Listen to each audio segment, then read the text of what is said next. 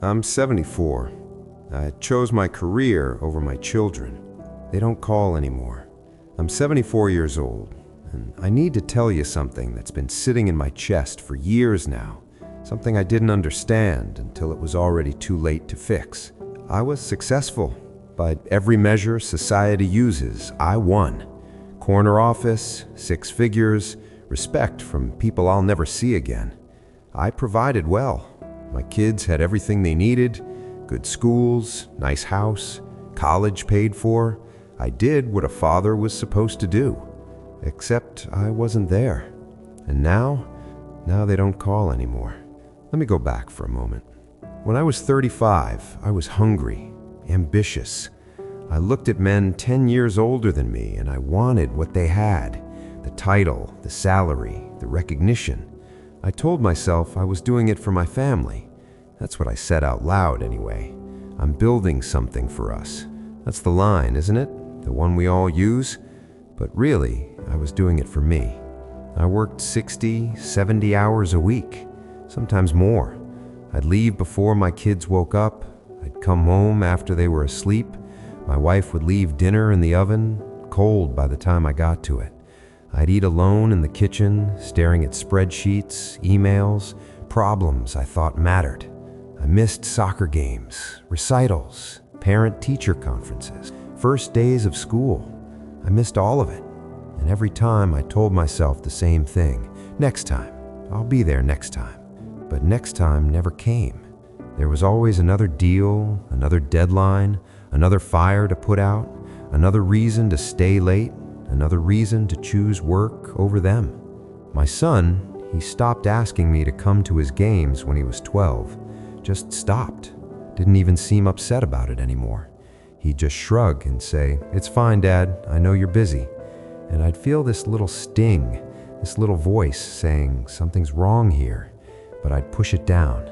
I'd tell myself he understood, that he'd appreciate it later when he saw what I built for him. My daughter, she used to wait by the door for me. I remember that. She'd sit on the stairs with her little backpack, waiting to show me her drawings, her test scores, whatever she was proud of that day. And I'd walk in exhausted, distracted, already thinking about the next morning's meeting. I'd glance at her drawings for 5 seconds. "That's great, sweetie, really great."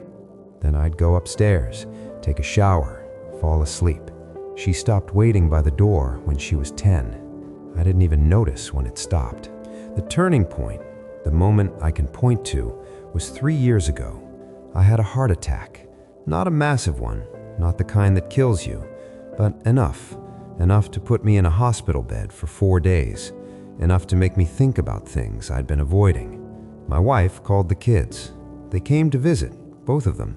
They stayed for 20 minutes, polite, kind, asked how I was feeling, but there was this distance, like they were visiting a distant uncle, not their father. They didn't stay long. They had lives to get back to, jobs, families, obligations. And I realized, lying there with monitors beeping and tubes in my arm, they don't need me. They don't want me around. Not because they're cruel, not because they're ungrateful, but because I'm a stranger to them. I don't know them, and they don't know me. I missed it. The entire thing. I missed their childhoods. I missed them. And you don't get that back. You don't get a second chance to raise your kids. They grow up once. That's it. I thought I had time. That was the lie I lived inside. I'll spend time with them later, when things slow down, when I retire, when I'm less busy. But later never comes.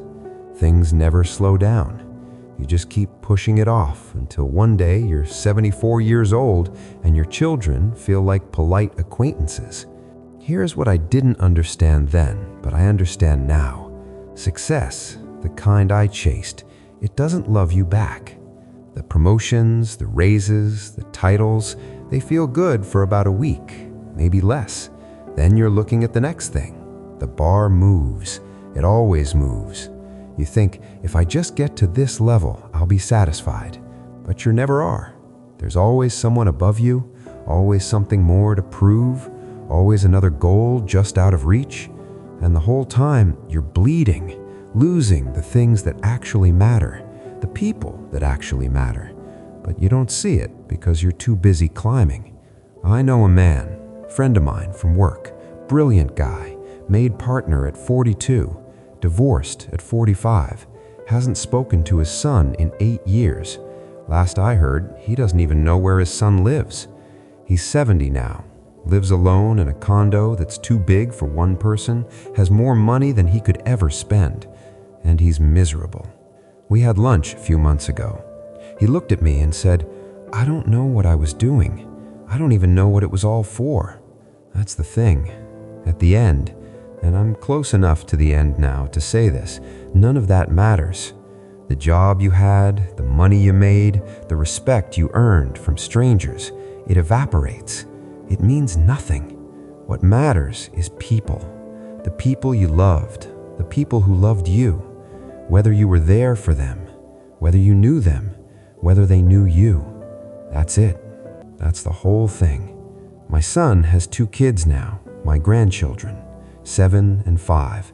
I've met them maybe 10 times.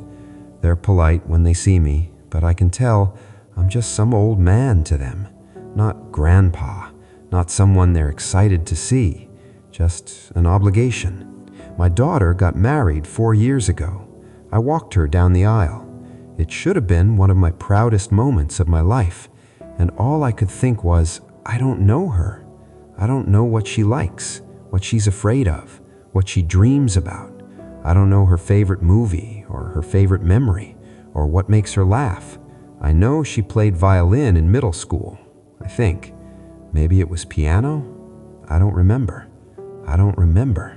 And that realization, standing there in my tuxedo, holding her arm, about to give her away, realizing I never really had her to begin with, that broke something in me. She didn't ask me to give a speech at the reception. She asked her uncle, my brother, a man who actually showed up to her recitals, who remembered her birthday every year without being reminded, who knew her. I don't blame her for that. You're younger than me, maybe 30, maybe 40, maybe 50, I don't know. But I need to ask you something. If you died tomorrow, would you be happy with how you spent your time? Not the things you bought, not the career you built, not the image you presented to the world, but the time, the hours, the minutes, the moments. Did you spend them on what matters? Or did you spend them the way I did, chasing things that disappear? Because here's the truth. You think you have time. You think there's always tomorrow, always next week, always next year. I'll spend time with my kids when things calm down. I'll take that trip when I retire. I'll call my parents this weekend. But you won't. You'll keep putting it off. And one day you'll be my age, and you'll look back, and you'll realize you spent your entire life preparing to live instead of actually living. If I could go back, if I could talk to my 35-year-old self, here's what I'd say. Stop. Stop running. Stop chasing. Stop trying to prove something to people who don't care about you. Your kids need you now, not later. Now. They're only young once, and when that window closes, it's closed forever. Leave work at 5. Go to the game. Sit in the bleachers. It doesn't matter if you understand soccer. It doesn't matter if you're tired. Show up.